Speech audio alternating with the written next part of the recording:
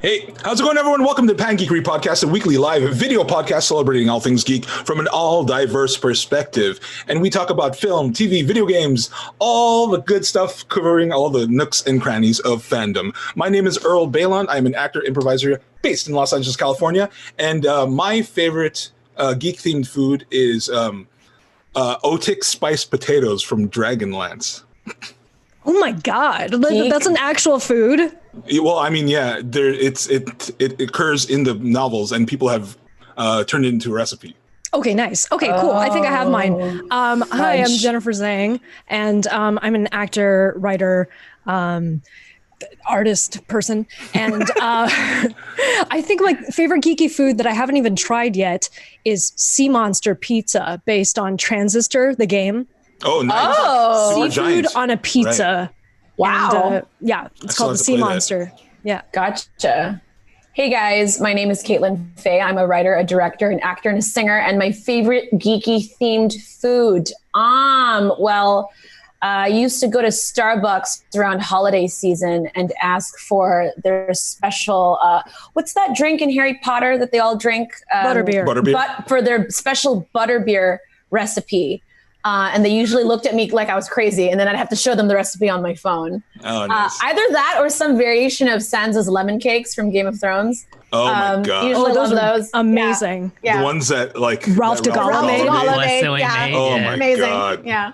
Ralph, shout out to I'm Ralph. Still dead. Yeah. Hey guys, I'm Walter. I'm an editor, camera guy, and my favorite geek food, thanks for reminding me. Yeah, that the Sansa lemon cake, and I would like to try butterbeer someday. It's really good. Yeah, you're just a wannabe Caitlin. No, the Starbucks one. There's a real one. Caitlin. It's like Natalie Dormer from I know, he just puts the chairs off his face and he's back Natalie Dormer. Universal are actually not bad. Caitlin's just gonna absorb me.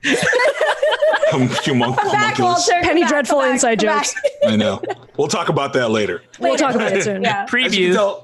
We are still social distancing like everybody else, but we did take a break last week, so thank you for everybody for coming back. We just need a little breather, but we're back with a vengeance. So we're going to be doing a lot of stuff. We're going to get back to our regular schedule, which includes streaming over the course of the week. We're going to have streams Tuesday, Wednesday, Thursday, which align with basically what we were doing before. So do check out our Twitch channel. Everybody in the chat, what's up? So far, I see Angfernal, SJPABRs, Jim Chronic. Thanks for being in chat so far. Do hit us up. We will get your questions. And finally, we do have a Discord server now up, so we'll be posting that info pretty soon. As far as today's episode, we're going to be talking about a few things. First, we have a special guest today, Mr. Jason Patrick Galit. Also affectionately known as JPG. I'm going to call him JPG. Mm-hmm. We're going to be talking about JPEG, yes. We're going to be talking about Penny Dreadful, City of Angels, Episode 3. A little bit about Unreal 5 and the PS5 demo that has been floating around this past week. Animal Crossing talk shows, and finally Ghost of Tsushima. Because I was like, ghosts? Multiple ghosts? Ghost of Tsushima. Because that trailer dropped this week. Without further ado. What's up? What's up, JPG? Woo! What? Can't hear him. Oh, actually, there he is. There he is. Okay, cool. Yeah. Hi guys, how are you? Hey, what's up? Hi, everybody, this is show. JPG. He currently runs a geek podcast called In Quest of Geek, and was the host and CEO of the Geek Say What Network. That's how I know him. So, what are you doing these days, JPG? No, I mean you hit the nail on the head. I am the former CEO of the Geek Say What Network, and I am one of the co-hosts for In Quest of Geek. It's a multi-platform production that does weekly podcasts, Twitch streams, and we're about to, and hopefully this happens in the next couple months, we're going to be releasing our very first actual play RPG. Oh my God. Wow. So cool. So yeah, JPG is also an RPG geek. We've talked about this many times. Yes, yeah. If comics and like comic books is definitely my forte, and then my second very close one is going to be tabletop RPGs. So yeah. Ooh, okay. I think you're a geek, sir. A little bit. You might be a little Safe geeky. to say, yeah. I'm sorry to say. Unlike us, you know. We don't know anything about this. We're just normies. Can I, We just sound like a terminal. can I just say, like, I totally understand. I just watched the Community Dungeons and Dragons episode. Perfect episode. So I totally understand it now. Right. I think I am a little more prepared to play with, if I can join you guys next time you guys play. I think I'm a little more prepared. Oh, I get it now. cool. We'll talk about He it. understands everything about Dungeons and Dragons now. That is a perfect little bit of D&D, though. It's represented well in that episode. But Jason, that feels weird for me to call you Jason. I know, right? So weird. Thanks for being here. So what made you start? What made you get into podcasting? I'm really glad that I'm speaking about this on an all-diverse show. Hell yeah, bro. I specifically got into podcasting because I wanted to make sure that my type of voice was heard, but also not give people the benefit of, I can physically see that you're a Filipino American, as an Asian American, so I'm not going to give you the time of day. So I made sure to do podcasting specifically because then I could seduce through my voice. And then they had to listen to me at that point. Right. So why? What made you think about starting the network? First of all, I mean, that's a pretty big undertaking. The network was always about, I guess, getting and completing goals, right? So the people who started the network with me are Alex, who's one of the other co-hosts on In Quest of Geek, and Cole, who's the other co-host in Quest of Geek as well. And we always focused on three things. Alex always focused on introduction, getting people into geek culture itself, right? Cole always focused on entertainment, making sure that this is fun for people. And then I always focused on inclusivity. How can we make sure that the space that we're creating is welcoming and educational?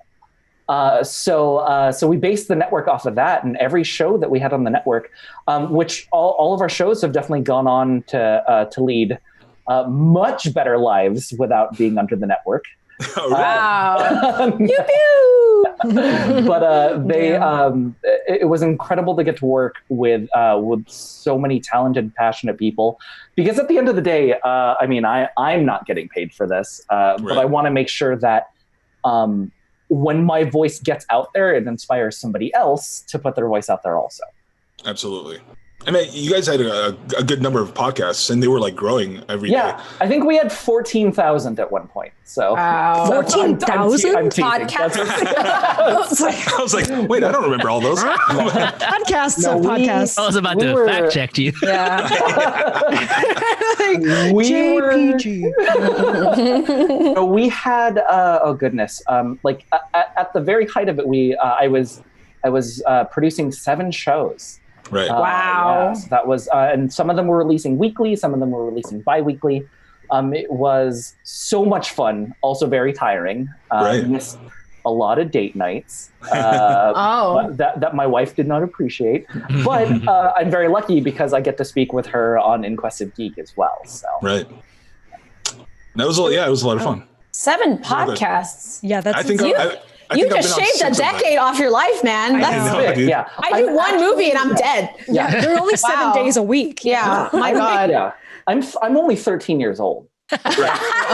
It's JPGs are not even legal yet. Yeah. So this whole drinking thing, my God. we're breaking many laws.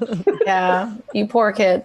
Wait, so how did you arrive at the name JPG? I know you have a story behind that. Yeah. So so we tried to vary our horizons when we started this podcast, and this is when it was Geek Say What, and then it turned into the network, and now it's In Quest of Geek. But when we were Geek Say What, the very, very first iteration, it was this whole thing where I was going to be sending out emails because I was the English major.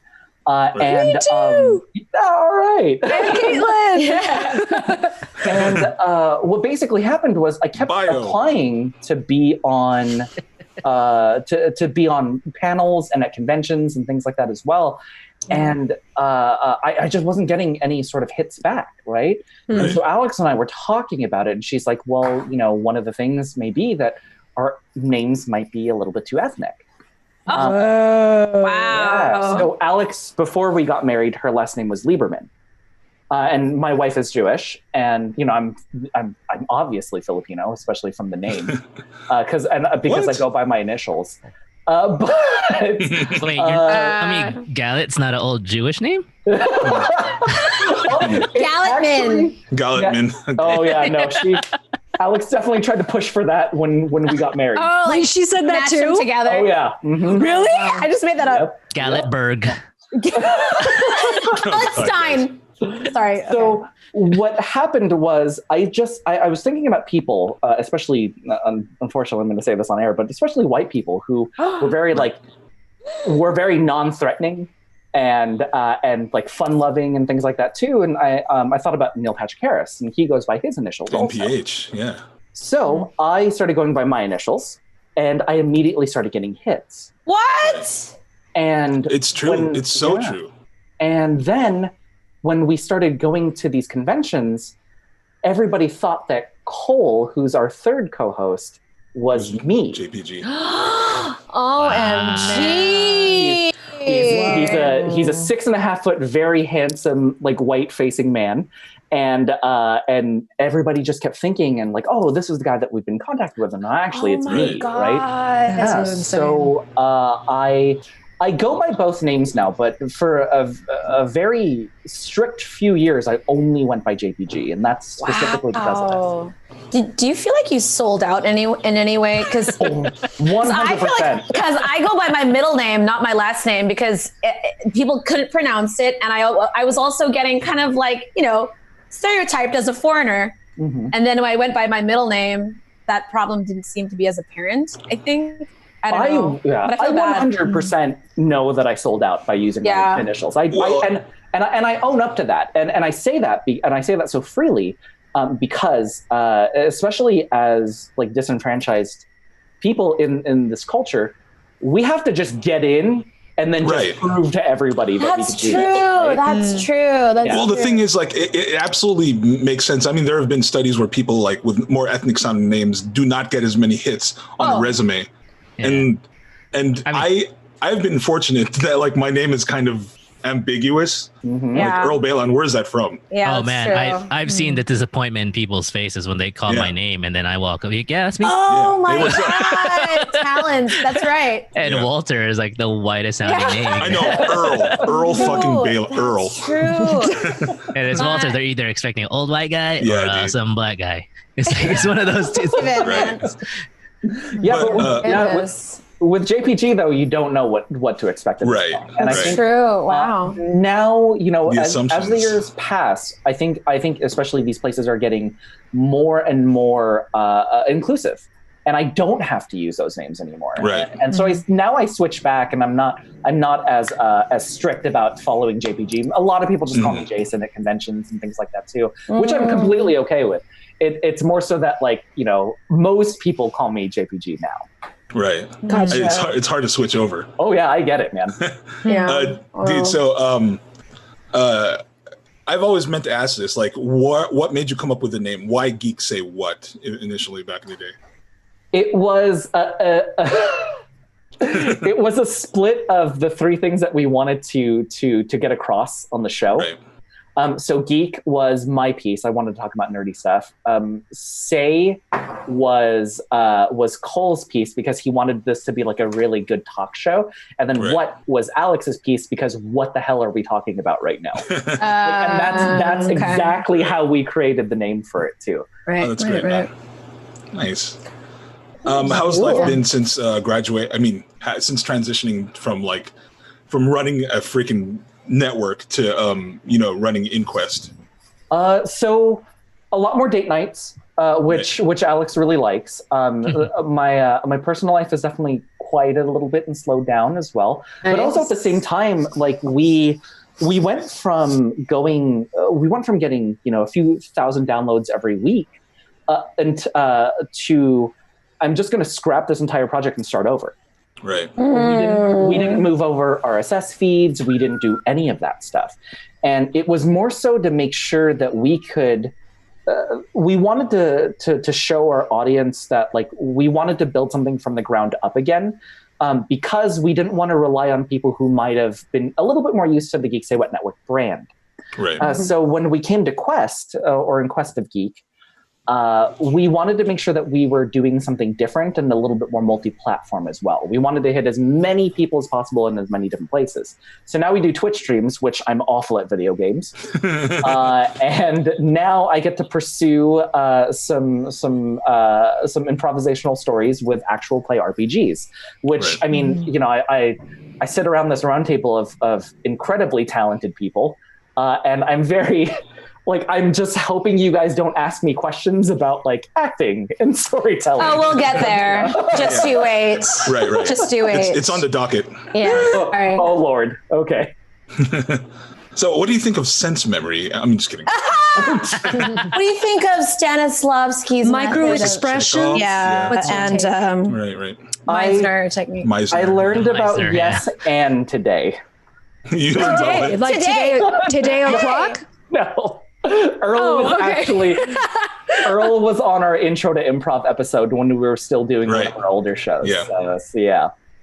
I've known Earl for a while now. I am privileged to get to be one of Earl's friends. So yeah. Nice. Shucks, man. I've literally been. These guys have had me on like every show. I've been on Geek. Yeah, I've been on Geek KO. I've been on Ready Set Geek.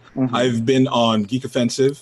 I've been on Diverse Geeks in Focus. And you were on our panel as well for when we did Comic-Con, right? Yeah. We were there. Me and We Kayla were there. Kayla Well, was on a you've panel. basically been a co-host for their show. Oh yeah. Essentially. We've been abusing you for years. Oh my god. It's all right. Abuse me. Yeah. I like it. Whoa, hey. Please, guys. PG. Keep PG. Keep it PG. JPG. Keep it PG for JPG. Yeah. Thank you. But JPG On PG. Sorry. Oh my God. On We PG. need to stop this madness now. I'm going to death by pen myself right now. So you've been to so many cons. Like, is there, I'm sure like when you're on a panel, there are so many people like pounding you with questions, but is there like a particular question that you've been asked that still stumps you to this day? Acting techniques. Clearly. Yes. And I had World peace. So Earl actually did a panel with me, which was Filipino voices in geek culture. Right. And we did this through Diverse Geeks in Focus, which was one of our shows under the network. And I had this very, very sweet young woman ask me. She's probably about like 8 or 9 years old. Oh my God. Filipino Yeah, girl as that's well. a girl. 8 or 9 years old. not Yeah. a woman. Like, Sorry. Girl. Yeah. And like the word girl always. It's a man. All I I'm just kidding. need No, that's a is girl. time. This young girl, you know, she. Her mom introduces herself to me, and she's like, "Oh, my daughter had a question, but she was so like she was just really nervous to ask in front of everyone." I was like, "Yeah, sure." Right. And the question that she asked me was, "What do you do when you get bullied and you like this My stuff?" God. And they point out that you like this stuff because you're Asian, right? Oh, And shit. because I'm like she was, it's okay. Like she was talking about how much she loves. So like My Hero Fucking Academia. shit. No. Wait, sorry. She likes what? She was talking about like how much she loved like My Hero Academia and I knew it. Hero. things like that. Yeah, Right? I was ashamed too. Yeah. I never talked about anime growing up because I didn't want people to look at me like I was crazy. 'Cause that's what they would have done. I gave her like just the softest answer I possibly could without, you know, giving my opinion for this. My true opinion for this now is you kind of just got to go through it, right? Yeah. Sometimes you have to. Sometimes you can go around it. Sometimes you can avoid it, but sometimes you're going to have to go through it, right? Sometimes the quickest way, like from point A to point B, is just that straight line. It's a straight right? line. Yeah. So own up. Right? Yeah. Own up to your geekiness. Own up to the bullying. Well- Nobody's gonna like you might remember it and nobody else is going to remember it, and you're going to kick butt in life anyway. Yeah. Right? I'm just curious with my co-host, what would your answer be if that question came to you? I was thinking the same thing. Who pointed at me, or yeah, or that little girl asked you that question. Yeah, all of you guys. What's your? Wait, what repeat would your the answer? question. Well, the question. I think I have like somewhat of an answer. Okay, here, JPG will ask it again. He'll ask the Okay, question he'll again. ask the question to us. But pretend to be the little girl. You You be have the to 13. act. Here, You have to it's do your the voice. Acting, Yeah. Right here, dude. I'm a young woman. This is your audition. Go. Okay, here we go. Yes, and And don't creep me out, please. So I'm a young little girl. I believe you. And I'm asking It's you. really good acting right now. Yeah, Where'd JPG go? that's great. Oh my God, he's so short right now. Oh my God! No! It's Daniel Day-Lewis That playing little girl right there. You had a question? Christ. You had a Yeah. question? Yeah. Okay. How do Yeah, you what's your deal, question? How do you deal with bullying Oh, if you're an Asian kid and they tell you only like it because you're Asian? I know. Oh my God, Caitlin totally winced when I asked it again. Yeah. okay. Well, hard. I would say, first of all, I'm really proud of you for asking that question. I myself was bullied for most of my childhood. But I admire your strength in acknowledging that you love geeky things. And I'm going to tell you that it is going to be so cool when you grow up. All these people are going to regret shaming you for that. Because every single big thing you see in the media is going to be highlighting everything you love today. So you keep on doing you. And I'm tearing up. No, I was gonna say I would cry. I'm going to be proud of you. Yeah, I would cry. Anyway, I would cry. I'm like I would already crying. cry, yeah. But yeah. Yay! Okay, Earl, That was an What's up? incredible answer. what's your Wow. answer? I would say something to this like along the same lines that like I know it sucks right now, but in due time you're going to be like the awesomest one out of everybody. Exactly. Kaylin? And, Oh, sorry. Go ahead, Earl. well, no, it's cool. You go ahead. Kaylin? Piggybacking off of what Jen said, as someone who was also mercilessly bullied for years and years growing up, there's a few things here at play, my young Padawan. First things first, things that used to be considered geeky as hell are considered super cool and normy now. So yabu shucks to these people who are trying to make you feel bad for being passionate about something that you really like. That just goes to show their own insecurity and their own limitations of their own brains, okay? So I know that's not gonna help you because you won't be able to tell that to them. But what you can do is tell the teacher that they're bullying you. Oh, good one. You know good what I one. mean? Yeah. Act on it. Yes. You should be able to report these things without fear of being ostracized or fear of being punished. Because this is not the kind of educational environment our country is trying to give our children, and you should be the one to uphold that for yourself and for others like you. Ooh, totally. Ooh, snaps. Ooh, All right. snaps. I like that. I like that answer. So Any yeah. chance, do you have an answer? My answer would be like, yeah, I think I agree with my co-host that they, in the long term, it's going to be a popular thing. But to help you at the very moment that these bullies are bullying you, you just punch them in the throat. And then you tell them. I would say Says that. the guy who knows Muay Thai. I mean, You just punch them in the throat, and then you tell them like, I learned that from One Punch Man. So now, Masters. You would know Saitama it too Sensei. if you watched it. Yeah. yeah, Saitama You watch Sensei it, says you would punch your know. if face. you watched anime, you would have Then seen you that would coming. know. Yeah, you would have seen it coming. You would have dodged it. Right. See, what you do is you henshin into your super form, and then you punch them. And then you Naruto run the fuck away. Yeah, fuck right. See, they would know. They would fucking know, but they don't watch it because they're lame. So that's what they get. Punch him in the throat. Oh man, oh man. So, JPG, that was funny. what in terms of In Quest for Geek, where do you want to bring it, or just what is your goal with podcasting in general, really? Because I know we've talked about this. Yeah. A few times. I think this is. I always feel really silly saying this, but I think Never. People, I think sometimes people get into putting out a form of entertainment like Twitch streaming, like podcasting, like vidcasting, things like that, right? Like, I think people get into it for a lot of the wrong reasons sometimes. Right. I think they're here to like, oh, well, we're going to get sponsors, and then this is going to blow up, and we're going to have thousands of viewers, right? I truly believe that if I never earned a dime off of this, I would do this for the rest of my life and be happy. Aww. And I think, guys, we gotta stop. We gotta.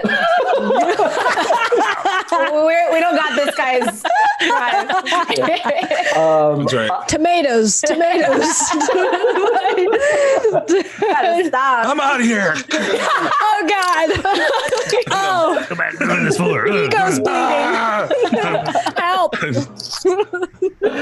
I believe in this medium, right? I believe in the medium that when you see somebody who you perceive as like not a celebrity, not somebody up on a pedestal that you place that you place them on, right? And then you get to hear them, and they feel and they think the same things that you feel and think also. It creates like that little like light, right? And that light just gets to burn brighter and brighter until they put their voice out there, until they're able to help in the same exact way. So yeah, no, I absolutely love doing this. Even though I hate the sound of my own voice, but that's you got a great voice, man. Yeah, thank you. I think we all I can't stand my fucking voice, so you know. it's just one of those things where like it's like scientifically proven that you can't stand your voice. Yeah. It's because it's so different from like what it. I don't know about you guys. It sounds like in your head. Your head is. Yeah. Your skull, is modifying the sound. It resonates different. Oh yeah, like I make it a point to like God bless my team, because like I make it a point to not ever listen to the podcast like before it's edited. Oh, right. Because I'm like, oh wow, I'm an idiot, right? That's fair, dude. Yeah. But yeah, I mean, and I'm sure you guys get this also, but like everybody brings their own sorts of strengths and their own sorts of like really great things to the table when it comes to building a project like this, right? Like, I am awful. Anything that has to do with like electricity pumping through it and microchips, I cannot do it, right? Like, shout out, and if I can, shout out to Rodney, that's like handling all of this right now too. Because we talk all the time about this stuff, and and half the time that Rodney talks, I can't understand anything that he's saying. Oh no, I don't understand this. But I'm the one that handles the business side, right? So I handle all the emails, I handle all our scheduling, a lot of our like professional talks, I guess, that I'm the one who usually handles that sort of stuff. Cool. Very cool. Well, you know, we haven't talked about your geeky side yet. Not really. So what was your first fandom, if you remember it? Oh, Lord. I learned how to read English. Nice. Through I know that. Through what? Through comic books. Yeah, I learned how to read English. Yeah. Which was your favorite? Oh God! I mean, like, you can't beat '90s X-Men. Oh man! Right? You can't. Yeah. Have you listened to I forgot. It's Jay and something talk about the X-Men. I'm gonna look it up really quick. Such a good podcast. Yeah, it's like '90s X-Men. You cannot beat, right? Things like TV shows like Power Rangers really had a big impact on me as well. The Red Ranger's name was Jason, and he was the leader. It was, right. That has dictated my life a lot more than it should have. Well, thank God it was that, not Jason Voorhees. Who's that? I didn't even think of. Wait, Jason, what? Friday the 13th, Jason. Okay. Okay, and I mean, yeah, really, it was mostly comic books growing up that really got me into this whole genre in general. Right? What was your favorite like X-Men storyline of the 90s, or even like top issue, if you can think Executioner's Song. I really enjoyed the Onslaught saga from the mid-90s. That was a good one, man. So that was where the Avengers, the X-Men, everybody got together in order to fight one big bad. Onslaught. Yeah, and that was really one of the largest crossovers to date at that point also. Right. Which now, they kind of, whenever people do these crossovers like Avengers Endgame and things like that as well, they definitely owe a lot to comics like that from the 90s. Well, Gotcha. yeah, I mean that, and Secret Wars also is kind of like Secret Wars from the 80s as well, Right. but big. All the Infinity stuff, I guess. You know. yeah, the Infinity War as well. But then, like, that started to take that darker tone of the 80s, where as opposed to in the 90s, and getting towards the early 2000s, like we really had a really great light tone for about 10 years. Then it got like just like jovial kind of. Yeah, and then we got like all like the leather X-Men of like the 2000s, and I was like, oh, this better not awaken anything in me. I mean, Oh gosh, Dude, did it? you know what really started that? I feel like was Blade. You know, Oh yeah, okay, the yeah, I see that. 1997 Blade movie. yeah. Oh god. Fred Fraser one says Dark Phoenix Saga. Dark Phoenix, that's classic. That's, I'll give that too as well. That late 80s though, right? That's 80s, yeah. The podcast I brought up earlier is called Jay and Miles Explain the X-Men. It's fantastic. Oh yeah, I've heard of them. Yeah. Yeah. Did you? I think. Oh, go ahead, Jen. I was just gonna say, did you watch the animated series for Oh X-Men? yeah. Heck, Like I definitely identify as a straight male, but Gambit was putting out something. I've always had a Gambit? thing for Gambit. Oh, God. Always had a thing for Gambit. I think that's Gambit's shtick though. Is Yeah. that Right, he he's puts just out so something. smooth and sexy. Putting out Confused. something, right? I- I also Yeah. like just have a thing for like the stoic Boy Scout leaders. So like Cyclops is kind of doing it too, you know? the Stoic Boy Scout. leader. Stoic Boy Scout leader. Yeah. Have you read Dragonlance? I'm just kidding. Have you watched Moonrise Kingdom? Please, no. No. Yeah, I mean, I think when the lead up to X-Men 275 and like the introduction of like Bishop and how they're like that storyline Right. leading up to 275, I thought that was a great run too. One That of was the- Jim Lee. Yeah. One of the greatest tragedies is Bishop is not Filipino. Yeah, he was Yeah. supposed to be. He was Yeah. supposed to be. Yeah. You mean 'Cause the in the creators- comic books he is, but in Yeah, the No. Yeah. when Will well, Spertasio pitched him, and this was told to us through story, and he's talked Right. about this, but like he pitched it to Marvel, and the editors, I believe, and Rodney, I think, can correct me if I'm wrong on this. The editors was like, no one's gonna know what a Filipino is. Whoa! And the whole thought process was like, have you ever been to a hospital? yeah. It's like, yeah, like And so like, It's really sad. so You Will were- It's Spertasio really sad. went and created his own very Filipino wetworks. So like, yes, screw them all. and Yeah. that was Grail, who is the first Filipino superhero in American mainstream comics. Right. Nice. Opposed to like we did have like people like Daria back in the Collie day. Sticks. Like that too. You know, Yep. Gosh, man, that's great. That's really sad. that's it was that's sad. really. Well, I mean, that's why Yeah. he Bishop sort of looks like that. I mean, I guess he could still be Filipino if you look at it. if you want to argue it, yeah. Well, one of the great pieces too in X-Men comics, especially when you're drawing Bishop as well, is a lot of artists know that history, so they tend to draw Bishop a little bit more like Islandery Right. now in certain points and everything too. So Islandry. I like yeah, like Islandery. it's Lighter. more like Animal Crossing Islandery. yeah, Really short How many bells? pictures. Yeah. straight Shade up of Tom brown. Nook. Yeah, it's just straight up Tom Nook, right? I know. He's just, Tom Nook carrying the biggest gun you possibly can think of. Oh no. Oh man. What are you reading now, JPG? Like comic book wise? So I'm actually working through Shattered Grid for the Power Ranger series right now. Oh, nice. Yeah. right. I am doing a reread right now of Saga. Nice. Which, Oh, wow. Badass. Saga? Yeah. yeah. Wait, If you it's were not over. Yeah, so I'm doing a reread. Oh, I was like, what do you mean a reread? Okay, Yeah. sorry. Okay. Yeah, so I'm just starting from volume 1 again because Okay. like it doesn't do Saga justice to say that it's the best Romeo and Juliet retelling ever. Right. It's so much more than that, right? It's this like this comic shouldn't exist. That's how perfect it is. Wow. And then I'm Are you also saying perfection doing shouldn't exist? yes, 100%. Nothing. Yeah. Yeah, What like am nothing I? perfect Okay. should exist. It's platonic. Yeah. Then I guess I shouldn't exist. I guess I should leave. We just Every- Thanos half of the world, half of this podcast right I now. know, right? Yeah, just, everybody drops out of this chat. Turn my camera off right now. just really wanted Walt to be like, I don't feel so good. Mr. Stark. I don't feel so Stark. good.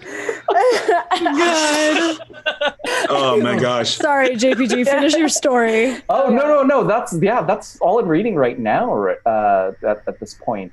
Yeah, I try to stay up with comics, but It's a lot. You have that problem, right? Where like you buy You have all to of them, wait. Yeah. and then you put them on your shelf, and you're like, oh, I'll get to them like eventually, and you, Right. you just don't. Right? That, and it's hard to keep up with like that many floppies. Like I usually wait for like the omnibus or like the TPB like many years later. So yeah. JPG, let me ask you: are you caught up with Penny Dreadful? I am actually. Oh, sweet. Well, okay.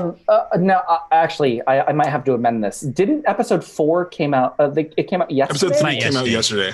Episode No, no, 4 was sorry. yesterday. 4 is yesterday, but we're going to talk about 3. Oh, perfect. Okay, so yes, I am caught up for this conversation. Awesome. Yeah. So, well, that concludes our part of the show where we're talking to JPG. We're going to move into talking about Penny Dreadful, City of Angels, episode 3.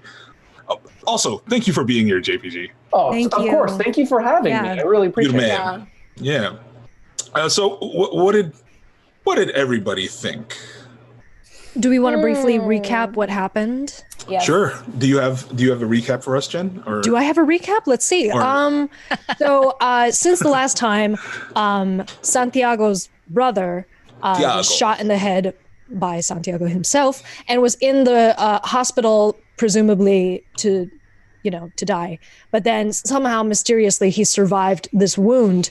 And so now we're seeing the brothers dealing with this because the younger brother knows that it was Santiago who fired the gun.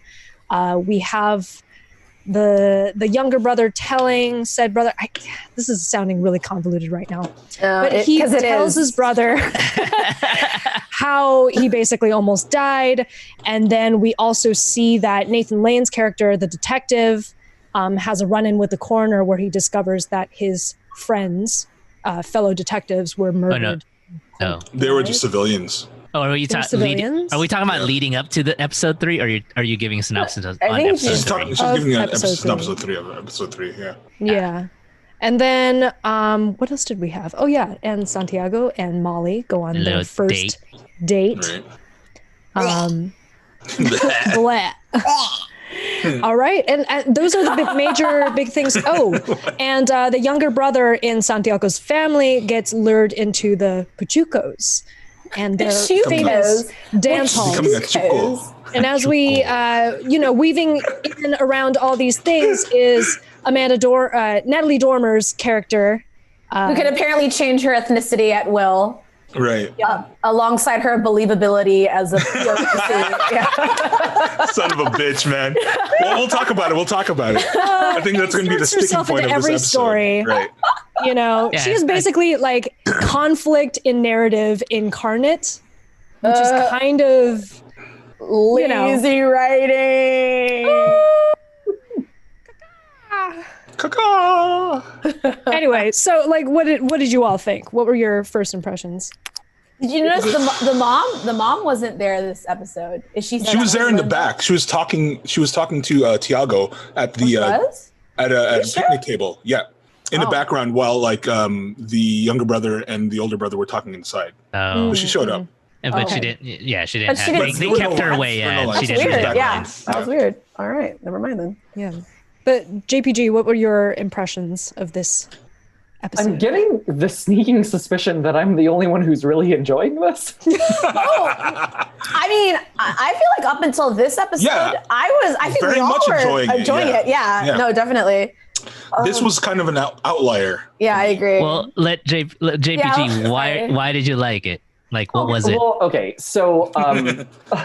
You don't feel like you have to prove anything to us. Yeah, of course. I think it more so it appeals to me on a personal level, right? Okay. Like I love all the music from this era as well. I'm a huge fan of like the big band era. Like at mine and my wife's wedding, we only played like Sinatra, Dean Martin, like all that sort of stuff, right? And I even surprised her with learning how to swing dance. Nice. For our wedding, and so getting to see that like the Pachuco dance scene. as well.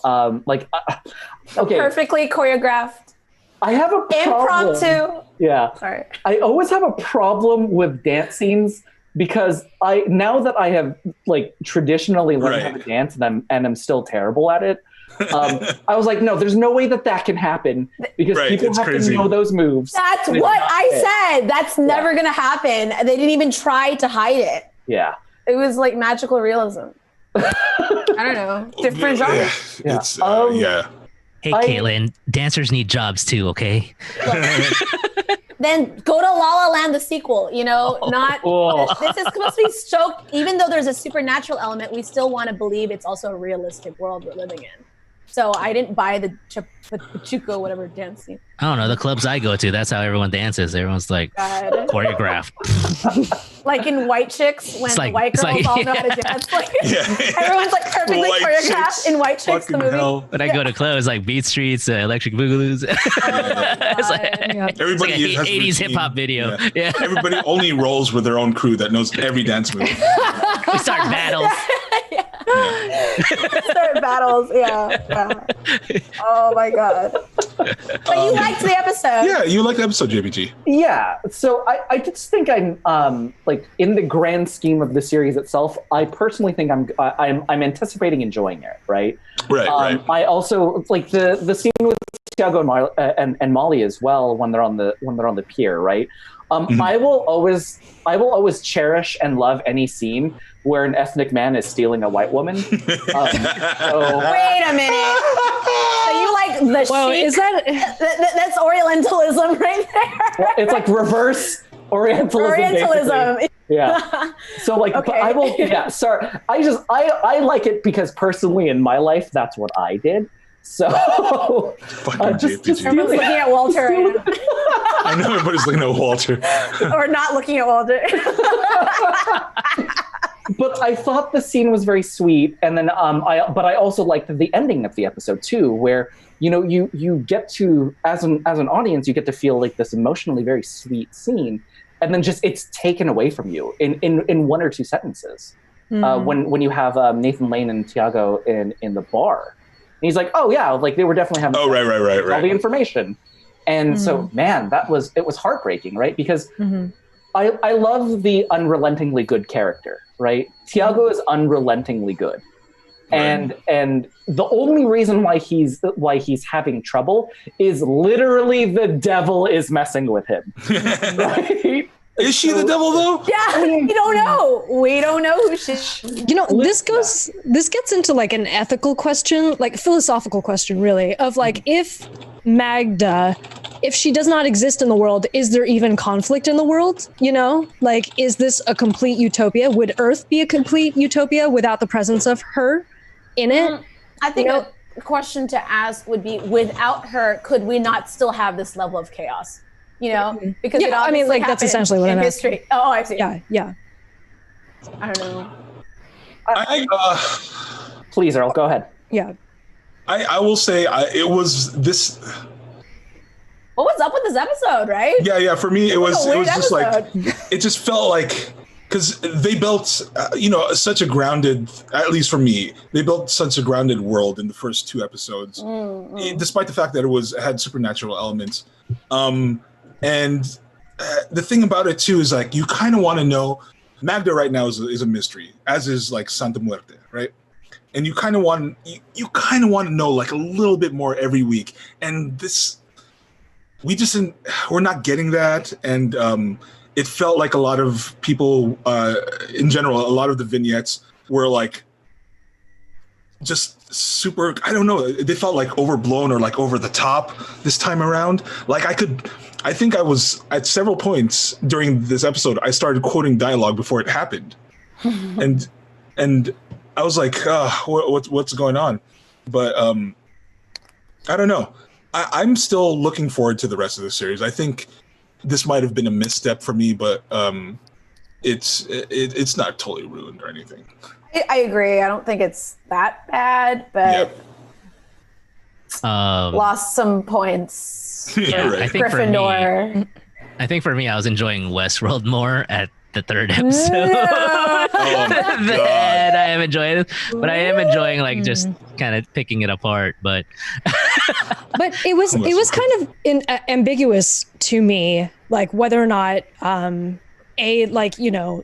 Molly character actually did sleep with the Reverend. Right. We were talking about out of this, like a personal romance or out of some kind of contrived scheme that her mother was presenting. So yeah, I don't think put that's that. going to be the. Oh, go ahead, Earl. Bless. I don't put that. Sorry. Bless you. I don't put that beyond her mother either. Yeah, same. I think it's something that she would totally, absolutely do if she could. I mean, it's just gonna be one of the two tropes, right? Either the mom's just the one manipulating, or it looks like they want you to think the mom's the bad one, but it's really the daughter. Oh, I'm really hoping it's not Molly. Yeah, I would like to believe that it's not, but yeah, there's a lot of signs pointing towards the one question I have is like when what's Dorner when she changed into like the leather clad Magda demon, whatever she like, and the window started blowing up. Was that like was that happening in the real world? Like why can't she just do that all the time? I don't get it. Like if she's omnipotent and essentially, and why does she fight for influence? And then I didn't see those people around. I don't recall seeing them reacting to the exploding windows either. Like, what was the point of that? Like, I'm telling you, from the first episode when she started whispering in people's ears, you need to shoot this other person. That's when I realized I'm like, she's OP because she can already do these things. There's no limitations to her character. Why do we even bother? I don't know. The thing about her right now, and that is kind of really sticking in my craw, is like there are too many questions about her. And I think what was good about like when we're talking about magic and like powers, what was good about like something like Harry Potter, right? Was that there were ramifications, there were limitations like put up as soon as possible. It's like asking us for our suspension of disbelief to like it just keeps. It's just like, a little too much now. It's like I was like, dude, you got it. When are you gonna stop this? Yeah. Where does this stop? What do you think, JPG? I think for me, I'm kind of the resident scaredy cat of my show, and I tend to watch like horror sort of things. So this was a lot for me in order to I'm just a big old scaredy cat, like at this point, right? Okay. But I think the thing that I don't appreciate about horror on a conceptual level is the ability for the protagonist to fight back. Right, which is a problem in a lot of horror, right? Yeah. Except for Amnesia: The Dark Descent. Sorry, go ahead. The game. Yeah, put that in there. Yeah. Right. I appreciate. That's a deep reference. Thank you for that. Wow. Deep cuts. Yeah, but I mean, we don't have like what I love about Harry Potter is that there is the ability to defend yourself, right? In Tiago's case, there's not the ability to defend himself at this point, right? Everything is above everybody's power. Yeah, pretty much. We're all at the mercy of these power deities. levels are so skewed. And you know what's crazy is that the World War II ends up happening anyway, so is that the biggest spoiler ever, or are we going to go into some kind of alternative reality here? You know what I mean? Right. We don't have anything at stake, in my opinion. Oh, real quick though, I was gonna say like I really love the dance hall scene for the sense of like it's just like how the stories I heard of what a dance hall looked like, exactly, with the suits, and it was diverse. It like had like Asians, Japanese, and I'm assuming there was some sweaty Filipinos bodies in there. Yeah. What I will say is that like, and gosh, do we have? Yeah. What I will say really quickly is that, honestly, I have a soft spot for stories like. About people of color, and right now that's happening in City of Angels, and that is like the strongest point for me. I I don't know what they were doing with Natalie Dormer in that. Where wait, oh yeah, I'm not sure. Wait. Yeah, I don't know how they're going to explain that away. They made her try to speak in this like Chicano lingo, and then they provided her with this like expository story because she needed to provide it for herself to try to excuse her own lingo. Her white, right. Like they called her an albino, albino this dyke. albino dyke. Yeah. Like, I gotta look up the reaction with the Hispanic community and like if I know I can't read. I can't wait to read that shit. Well, I went online. I haven't seen anything yet. Maybe we should be the first ones to talk about it. For reals. I think it would have been cool if like other people like got to play these parts, right? Like I think so. Like the older woman who is who's manipulating the councilman, and then you can. Oh my God, you're right. And then she can translate. Then you can just do the homunculus thing again. Yeah. And then just. I love that you called it homunculus. We did too. Yeah. You know. Essentially, like they're trying to pull off like a cloud atlas thing, right? Which gets to be problematic when you have a white actor trying to take on different ethnic qualities and different cultural backgrounds. You know what I mean? Yeah. There comes a time where it's just like you're applauding the actor because, you know, they have the talent to execute that. But there is a certain limit to which that is acceptable. Yeah. And when it's like such a culturally like heavy story that's specific to the Chicano community, it does seem kind of weird and contentious to me that they're really just shoehorning Natalie Dormer in there. We could have also. Oh, sorry, go for it. Here's the thing: is like it's like at that point, like you're kind of questioning what the priorities of this show are. Right? Are we here to tell a story, or are we here to like be a show? Give Natalie Dormer. No, it's just to hide. Basically, it's just to show you how many accents she can pull off. But she can only pull off half of them convincingly. You know what I mean? True. This messed up. Sorry. No. I feel like this is really messed up of me to say, but I almost feel like if she could have convincingly pulled off the Chicana thing to me, I might have been a little more forgiving. Because then I might have been like, well, you know what? Like, she really put her heart and soul. You know what I mean? Trying to I still would have been like, this is weird. But the posturing and the weighing, you know, it just. Maybe they gave her direction. Be like, no, you never go full Chicano. Well, maybe they should have. Ouch. All right, really quick, we got to wrap this up. But JPG, your point was? My point was we could have said something really important about Caucasian-facing Hispanics. Right. Right. We could have which is a thing. Yeah, absolutely. Yep. And the ability to hide it, to essentially hide in another culture and things like that as well, but still be true to your roots. And the role of privilege in that. There could have been something. I still feel like they'd be like so obvious though. Like now we're gonna talk about white passing Latinos, so now can shine. You see what I mean? Well, it's still like producers are like, we saved money from casting 4 people, and we make them happy because we show we're woke. Yeah, I know. Well, we gotta. God, there's a lot of things, but like we got to move on. Yeah. There's a lot of things to unpack. Maybe you'll hear about it in the in our React video because that's coming up. Just a really quick reminder, everybody. If you do have Amazon Prime, do throw us a sub. It's free for you, and it gives us a little bit of a kickback. So if you do have Amazon Prime, we'll probably put out like a tutorial to like show you how to sub to us for free. But yes, there's that. Also, we are moving on to our gaming discussion. So a few trailers this week. A few trailers dropped this week that have got people like pretty excited. First of all, being the Unreal 5 engine on the PS5. Did everybody see that? Yeah, it is looking really, really good. I mean, graphics wise, it's trying to like compete with PC Master Race. So it's looking really good. I'm hearing from people that they're going to kind of gatekeep the different tiers to which you can access that. I'm not sure about the truth in that. You mean like about that? Like ability to access that that technology? Yeah, I'm not exactly sure how this goes, but here, let me look this up. Talk amongst yourselves. Right. As far as the actual like the trailer, it is beautiful. Like, and everybody's been posting about it. Like, a lot of people who actually work in the game industry are posting about it because it's really exciting. Just the way it's like the shader effects and like the level of detail. Mm-hmm.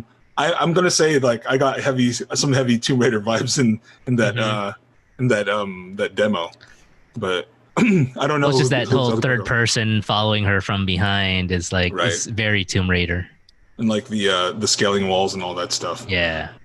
Yeah, but yeah, it's a huge leap in tech, and I'm super excited about like what this holds in store for like the consoles coming up, the next gen consoles. Well, it may not just be console exclusive too. Right. But, it's in Unreal Engine. Well, what I'm seeing is that people won't necessarily get all of the modules. That you'll have to essentially pay per developer for like whatever they've created. You know, so. It might be in that way, but I mean, we're now in an age where graphics look better than ever, and like everything is hyper realistic, you know.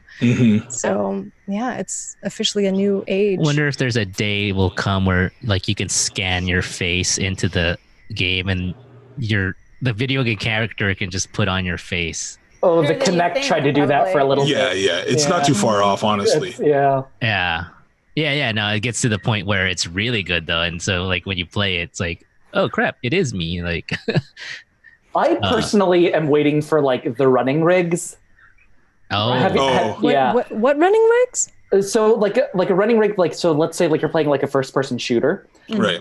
Then they're like 360 rigs that you can like hook into from your hips. It's like in Ready Player One. Yeah.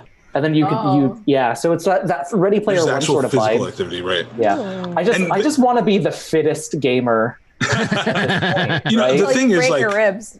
That technology has been around for a while. I mean, they were showcasing stuff like that at E3 like 4 years ago. The cost is going to always be the greatest barrier, and like with greater miniaturization and like manufacturing stuff, I mean, eventually that's going to go down. But like even with like regular just like VR, there's a high barrier of cost for people to adopt. So I don't know. Yeah, and I think especially with consoles, right? Right. I always kind of view consoles as that's like the equalizer for everyone, right? Right. If you're building a PC, it's going to be absolutely beautiful, but there are sort of like financial barriers of entry with a PC, right? You have the benefit of getting to upgrade it later on and things like that as well. But consoles is just a parent can go out and buy it, and it's exactly what the child needs. Right. And it's like it's plug and play. Exactly. Like there's a little bit of troubleshooting with computers sometimes. Yeah. And having that sort of ease of use, and then also making sure that your child is at the same is at that same sort of level that everybody else is. Right. I think it's really, really important. So that's why I try to support consoles as much as I can. Yeah. That's what's made the Switch really popular too. Oh God, but I love the accessibility. Right. And like that relatively low price tag. I mean, what is it going for now, right? Like the base model is $250. Base model is $200 towards $300. Right. Yeah. Because and they put out the Switch Lite, right? Which means you unfortunately can't connect it to your TV. But I'm absolutely sure somebody's going to figure out a way around that. Of course, like probably within like the next year or so. So yeah, some third party is going to come up with something. Oh, we're definitely going to figure it out somehow.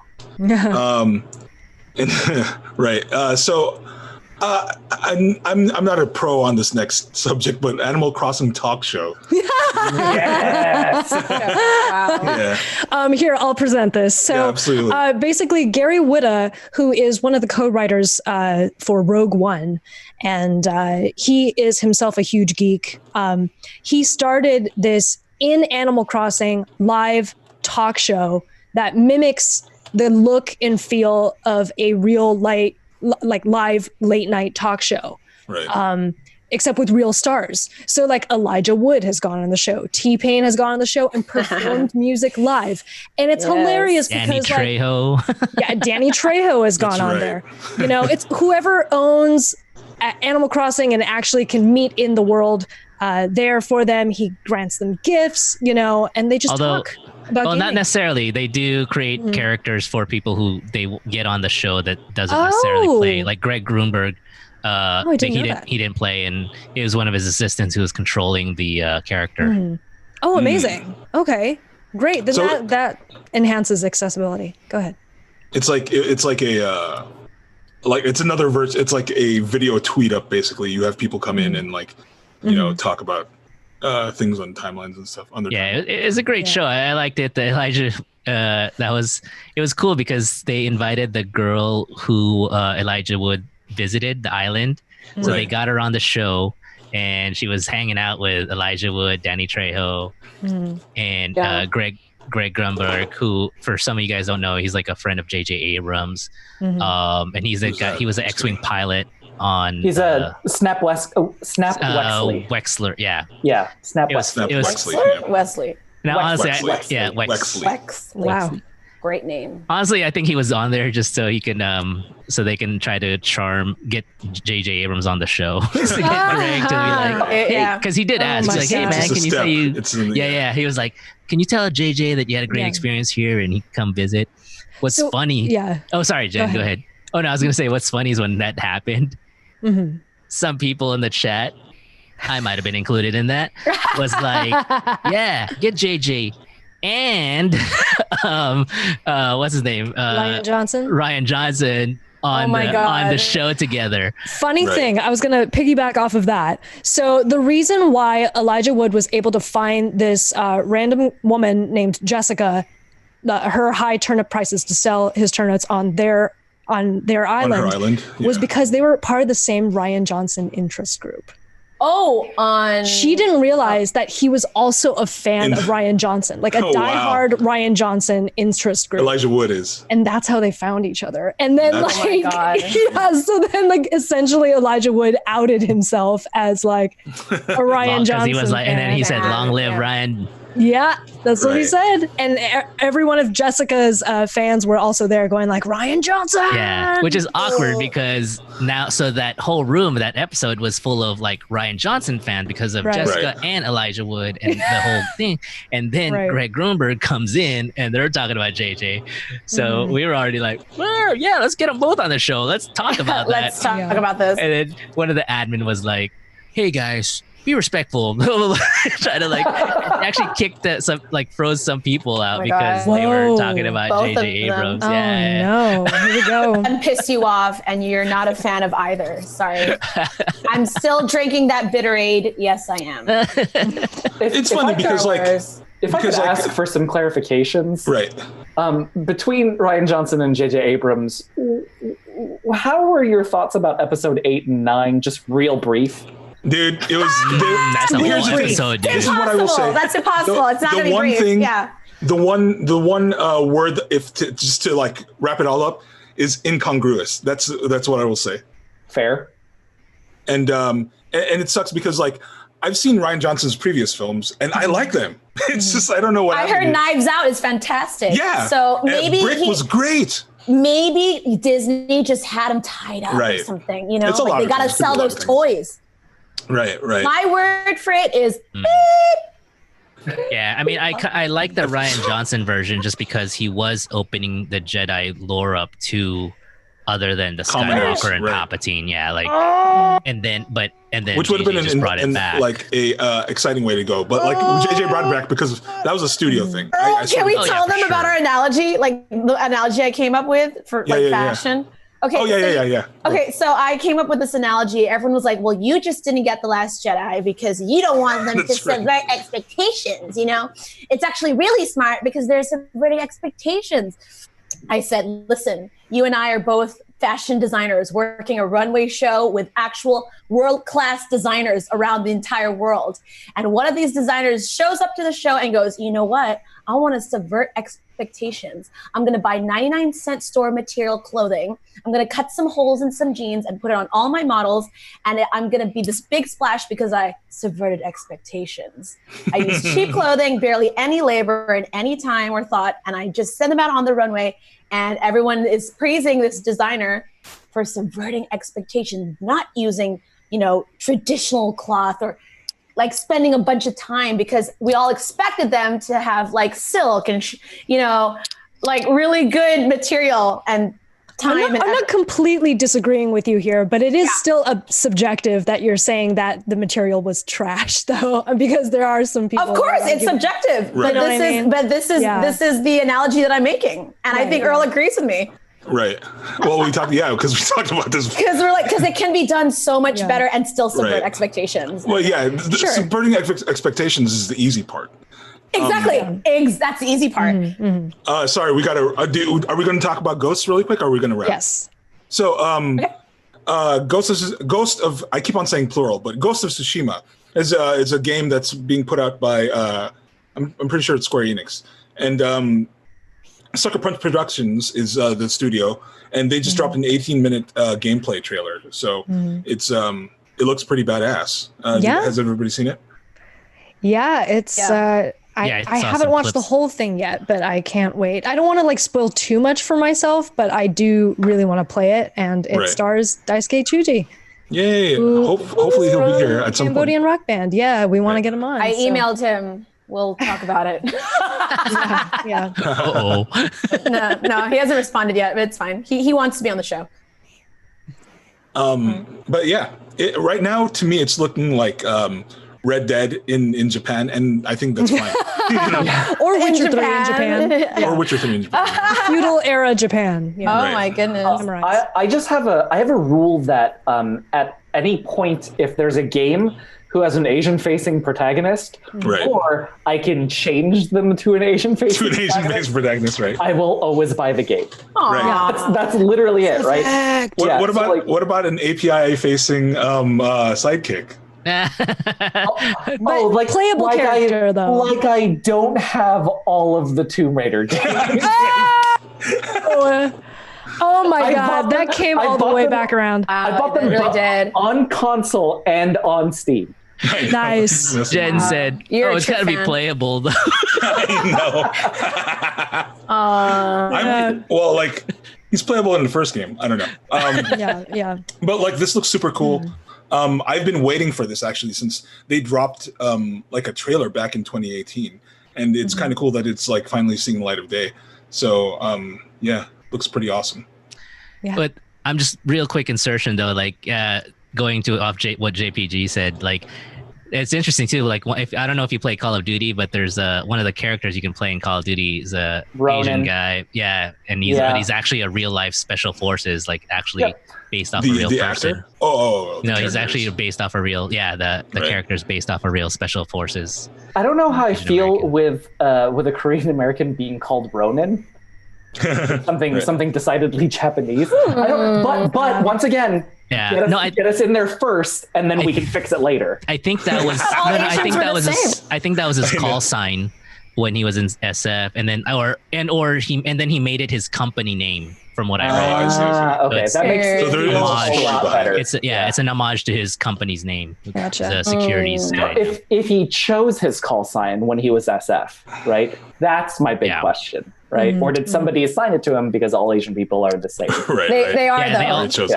Obviously. And I think they're all the story's background is different and how you get your call sign. So that I don't know. Well, it looks super cool. I'm not sure. I forgot to catch the date, but I'm sure it'll be dropping soon. July 14th, I believe. July 14th. So it's pretty quick. But that brings us to the end of our episode. Yeah. I just want to give a big shout out to JPG, Jason Patrick Galit, for being here. Thank you for joining us. Thank you. Hopefully, we'll talk to you a little more later. July 17th. It's going to come. July 17th. My bad. Thank you.